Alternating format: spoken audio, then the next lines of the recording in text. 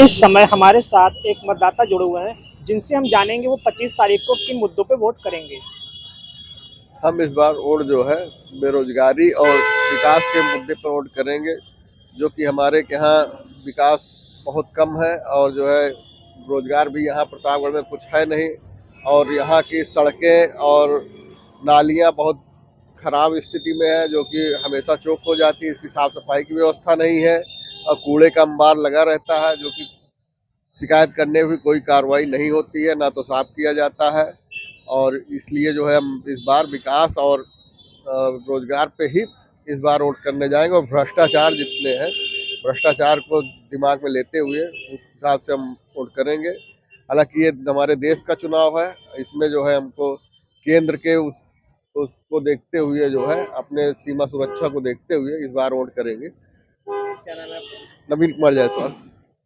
Sir देखिए, महंगाई इतनी बढ़ गई है कि बिजनेस को संभालना नामुमकिन हो गया है, पैसे को बचाना नामुमकिन हो गया है। गैस कहाँ 300 रुपए में, 350 रुपए में थी, कहाँ आज 1000 रुपए में हो गई है। उसी गैस के पैसे से लोग राशन दे रहे हैं, राशन से लोग खुश हो रहे हैं, लेकिन ऐसा कुछ नहीं है। सब पे ध्यान दिया जाए। महंगाई इतनी बढ़ गई है, चरम सीमा पार कर गई कि सब्जी लेने जाइए तो 400-500 रुपए खर्च हो जाना है। सभी सभी तरीके से ही प्रॉब्लम है। वोट देने का तो कोई चांस ही नहीं है बीजेपी को।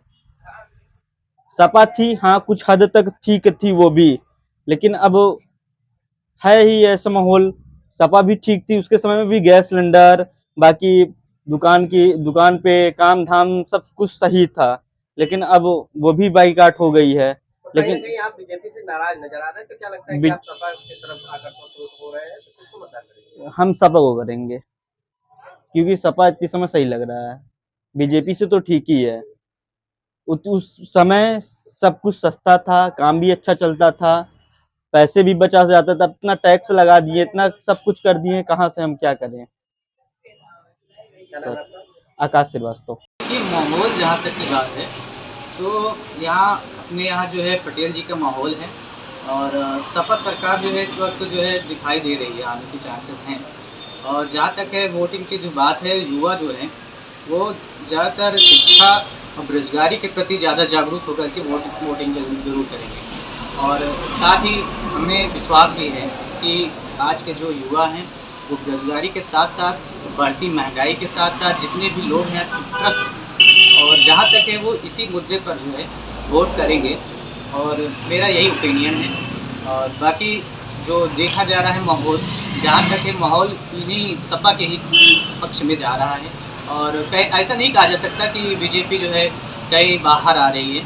बीजेपी भी कहीं कहीं जो है बहुत ज़्यादा अपने वोटों के साथ दिखाई देती है, लेकिन जहाँ तक जितना भी मुद्दा है, अगर बेरोजगारी के देखा जाए, महंगाई का देखा जाए, तो ज़्यादातर सपा। ये जो बीजेपी प्रत्याशी हैं सांसद संगम लाल गुप्ता, इनका दावा है कि इन्होंने प्रतापगढ़ जनपद में कई विकास किए हैं, फोर लेन की कनेक्टिविटी बढ़ी है, चारों तरफ बाईपास ला दिए हैं। तो क्या लगता है कि इनके दावे जो हैं ये खोखले हैं?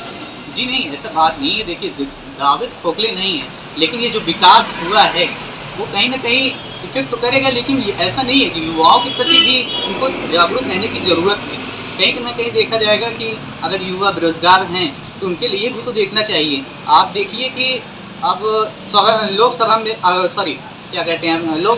विधानसभा में आप देखिए, उनके शिक्षा मंत्री जो है बयान आया था कि किस प्रकार से उन्होंने दिया था कि पठन पाठन की प्रक्रिया पूरी तरह से चल रही है, शिक्षा की अभी जो है ज़रूरत नहीं है, इस वजह से वैकेंसी नहीं निकाली जा सकती। तो कहीं ना कहीं देखा जाएगा तो इन्होंने जो बेरोजगार युवा हैं उनके लिए इन्होंने कोई काम नहीं किया है। और जहाँ तक रही विकास की बात है, तो कहीं ना कहीं इन्होंने किया ही है, जो कि ये पहले भी हो जाना चाहिए था मेरे हिसाब से। लेकिन इस सरकार ने युवाओं के प्रति कोई भी मुझे नहीं दिखाई देता। तो कहीं ना कहीं आपको लगता है कि विकास के मुद्दों पे और बेरोजगारी के मुद्दे पे आप मतदान करने जा रहे हैं ना? जी बिल्कुल। क्या नाम है आपका? जी, मेरा नाम विपिन है, और मैं सरकार किसकी बनेगी वो तो 25 तारीख के यहाँ मतदान के बाद ही पता चलेगा। और रही वोट डालने की बात, तो वो विकास के ऊपर निर्धारित है कि कौन क्या कर रहा है। बाकी प्रतापगढ़ में हमारी कोई विकास नहीं है। अपने प्रतापगढ़ की मैं बात करूँगा, कहीं और तो प्रतापगढ़ में आप पूरे शहर में घूम के आप चले जाइए, आपको कहीं भी कोई सजावट या कोई विकास रोड का या किसी भी चीज़ की कोई विकास आपको नज़र नहीं आएगा। अब ये चाहे गवर्नमेंट की हो, चाहे हमारे यहाँ जो सांसद हैं उनकी गलती हो, हमारे अपने प्रताप में कोई भी विकास किसी भी प्रकार का नहीं हुआ है। प्रतापगढ़ के जो सांसद हैं उनका तो दावा है कि प्रतापगढ़ को हमने 4 लेन से और सड़कों की कनेक्टिविटी से जोड़ दिया है, तो ये क्या लगता है? उनके सारे दावे हवा में हैं, और आप ज़मीनी हकीकत को देखना चाहते हो तो आप स्वयं घूमिए और चौराहों का, किसी भी चौराहे, किसी भी गली और किसी भी रोड का वो कर लीजिए, निरीक्षण कर लीजिए कि कहाँ पे कौन सा रोड, कौन सा विकास किए हुए हैं। उनका विकास केवल उनके स्कूल और मंदिर में ही है, आगे कहीं नहीं। क्या नाम है आपका? क्या नाम है आपका? राम बाबू मंदिर। हमारे यहाँ के सांसद जी इन्होंने कोई कार्य किया नहीं, ये तो कहीं नज़र आते ही नहीं है पहली बार।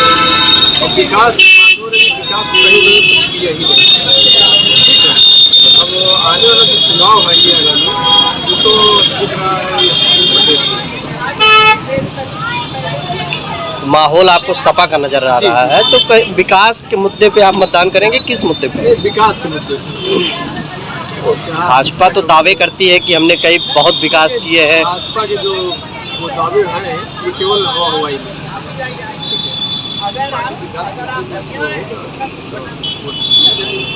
क्या नाम है आपका?